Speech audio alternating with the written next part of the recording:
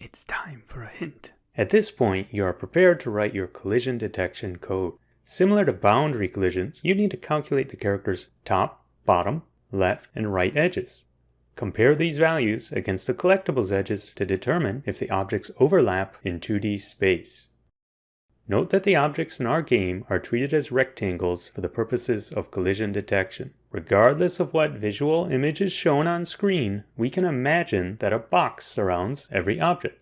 This is known as an axis-aligned bounding box, or AABB, or AB. It is axis-aligned because its top and bottom edges are always parallel to our x-axis, while its left and right edges are always parallel to our y-axis. Again, no matter what the image for an object looks like, such as a diagonal or upside-down character, the AABB remains the same.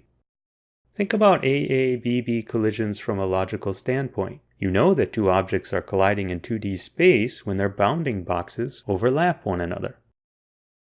Recall that our objects are positioned according to their center origin point. Furthermore, with the size of our objects, you can calculate the positions of their edges. When we know the top, bottom, left, and right edges, we're able to produce our AABB.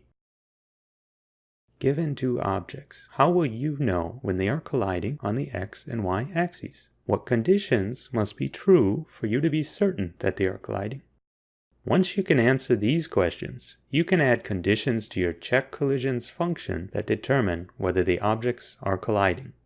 To help get you started, consider this code which determines whether our character and collectible object collide on the x-axis.